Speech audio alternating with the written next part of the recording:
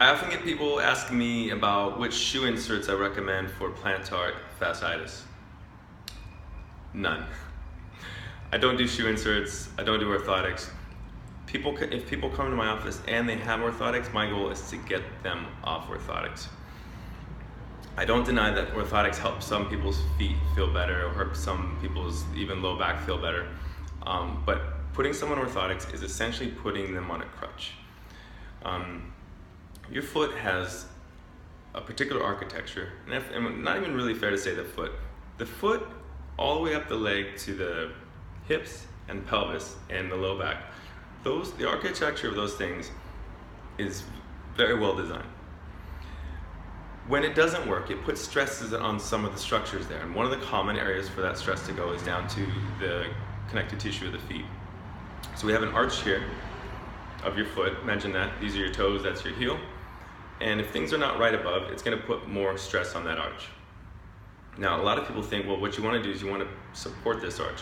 The best way to mess up an arch is to support it from underneath. Arches are actually better supported by pushing down the top. So what happens is, because of the alignment issues in the hips or alignment issues sometimes in the knee, or more likely in the foot and ankle, the arch gets compromised in some certain way where it's putting stresses on the connective tissue. So some people's response to this is to, well, let's try to stretch that connective tissue out more, which just makes the foot weaker, and in the long term makes the problem worse, makes it harder to fix. Orthotics say, well, let's just take the foot out of the equation altogether. Just like if the person, you might as well put your foot in a cement brick or put you in a horseshoe, just so your foot becomes a non-participating part of your gait. The best answer here is to fix the mechanics of the low back, of the pelvis, and of the foot, to get those all areas working at their optimum so that they're not under physical, mechanical stress. Why doesn't everyone just do this then? Most chiropractors do not really address it in the right way. I'm not saying it to be mean, I just realized that so many people came to me and we fixed the plantar fasciitis off. I don't want to say no problem, because then I'm going to get the hard cases, which is fine. But it's not been the hardest thing for me to fix. I can't remember the last time I had a hard time fixing plantar fasciitis. What I realized is that this is just not being addressed correctly in other offices. So when you look at the arch of the foot, imagine if you put your hand down on a table. If you turn it out, you'll notice that the thumb part of your hand starts to push down into the table. If you push it in, you'll notice that the pinky part starts to push more into the table. The same thing happens with your hips. If you walk behind some people, you'll see that their feet don't land correctly. A lot of times the hips and pelvis have a rotation, not like this up and down, that's really common, but it can also do some combination where it rotates in or out, right to left. That doesn't really get addressed by most people. So if the doctor who's looking at your low back, hips, pelvis is not able to, you should be able to see that just with someone walking, or someone lays on a table. A lot of times you see your feet do that. You can probably go check that in your bed right now. That's an indication that you have pelvic misalignment. Really easy to spot. Not always corrected well, in my opinion. A lot of people just sort of crack the right side, crack the left side. A lot of times that's how I can tell someone's not really doing it right. If they just crack the right, crack the left every time, why? What usually happens is one side is the side that needs to be corrected. It's not very common to have to do both.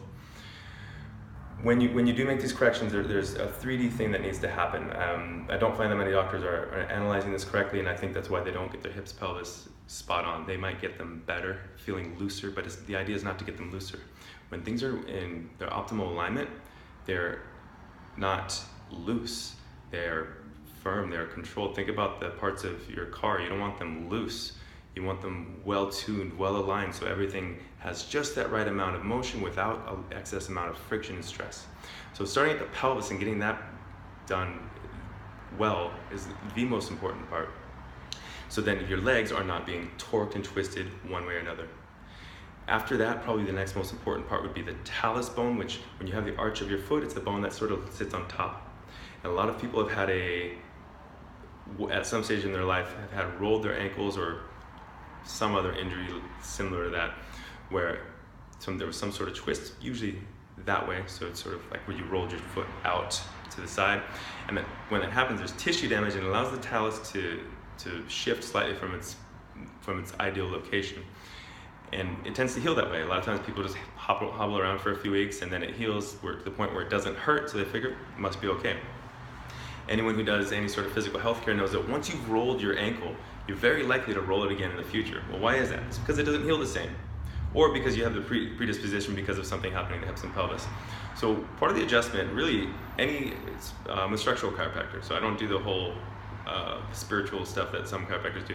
Structural chiropractic, my job is really to fix old injuries. That's just things where things are not in their optimal alignment, usually due to some sort of injury, either an acute injury or some sort of cumulative injury, and we put things into the correct position so that they can heal correctly. It's really not a lot different than setting a broken bone, except we have a lot of joints and this can happen in little places all over the time, and they accumulate. So a lot of times there's not just one outstanding injury, it's lots of little corrections that you need to make, a lot like tuning. We talked about a car earlier, or tuning an instrument. So first, hips and pelvis. Second, usually is going to be the talus bone of the foot.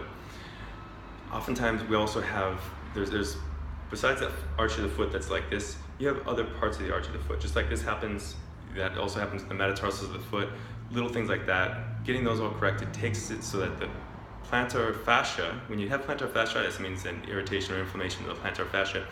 We want that plantar fascia to do its job. We just don't want it to have undue stress. So all these corrections I talk about are the cause of plantar fascia, in my strong opinion, seeing this over and over and over.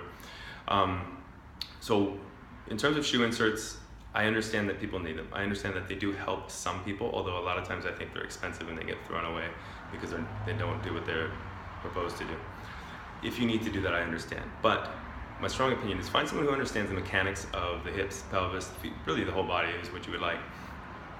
And do your best to get off that crutch as soon as possible, so you're not training your body essentially to work better with the crutch. You don't want to have training wheels until your adulthood. You don't want to be in a stroller till you're an adult. You don't want to have to wear shoe inserts for the rest of your life, because I really don't see an exit plan with shoe inserts. When someone comes into my office, if they already have shoe inserts, my plan is to get their internal support mechanisms working on point, so that my future plan for them is to be better in a year after meeting me than they were 20 years ago, depending on their age. Let me know what you guys think. Go ahead and put his stuff down in the comments. I'll try my best to respond. If you have any other video ideas, let me know, and thanks for watching.